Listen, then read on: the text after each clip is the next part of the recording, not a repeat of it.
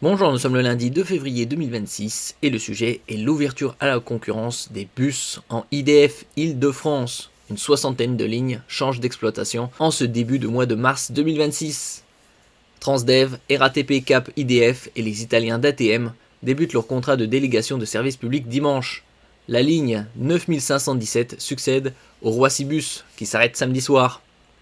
N'oubliez pas de vous abonner pour plus de news nationales, européennes et internationales sur ce monde dans lequel nous vivons. A compter de ce dimanche 1er mars, une soixantaine d'anciennes lignes de bus RATP changent d'opérateur.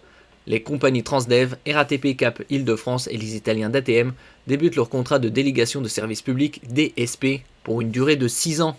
Dans le cadre de l'ouverture à la concurrence, on a vu des ouvertures à la concurrence en ce qui concerne le transport ferroviaire ces dernières années. Ce dimanche, lors de la bascule, les canaux d'information voyageurs seront momentanément interrompus, prévient IDFM. Mais dans les futures semaines, pour les voyageurs, ce changement ne se traduira pas par un changement de desserte. Les arrêts et les fréquences restent les mêmes.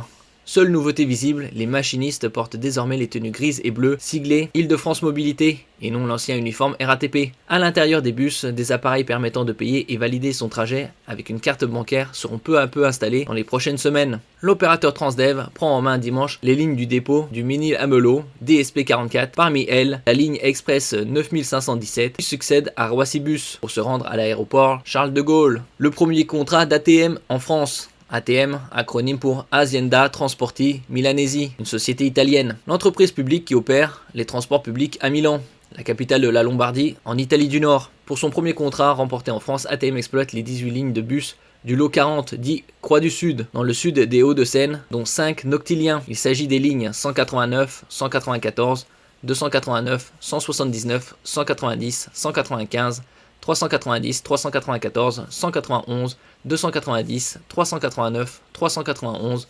595, N12, N61, N62, N63 et N66.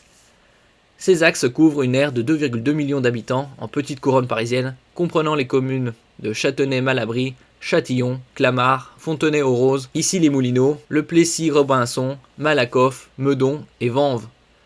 ATM emploie 785 personnes et dispose de 220 bus, dont un tiers roule au biogaz. 98% des anciens salariés RATP ont rejoint la nouvelle entreprise. Enfin, la DSP36, dit Massy-Juvisy, regroupe, elle, les centres bus de Massy et celui de Morangy, Essonne, jusqu'ici exploité par Keolis. RATP Cap IDF a en charge 19 lignes, dont 3 nouvelles. 230 bus et 750 emplois sont concernés. L'ensemble des 330 lignes de bus RATP sont désormais ouvertes à la concurrence. À la fin de l'année, de nouveaux opérateurs exploiteront les 12 lots de lignes attribués par IDFM. Les premiers chiffres sont très encourageants. Le 1er novembre dernier, 3 premiers lots, rassemblant environ 90 lignes, ont changé de main. Marne-et-Brie, Borne de Marne et Boucle Nord de Seine. Près de 4 mois plus tard, IDFM estime que les premiers chiffres sont très encourageants, avec une progression nette pour la régularité des lignes de bus et de l'information voyageur. La fin du monopole RATP ne s'est pas accompagnée de mouvements sociaux de cet hiver. Plus de 98% des effectifs transférables ont été repris par les opérateurs entrants. Les 2% restants ont refusé leur transfert, comme cela est prévu dans le cahier des charges et des appels d'offres. Ils bénéficient d'une garantie d'emploi et d'une garantie de rémunération, note IDFM. Donc du changement en ce qui concerne le transport par bus en Île-de-France. Merci pour votre écoute et à la prochaine.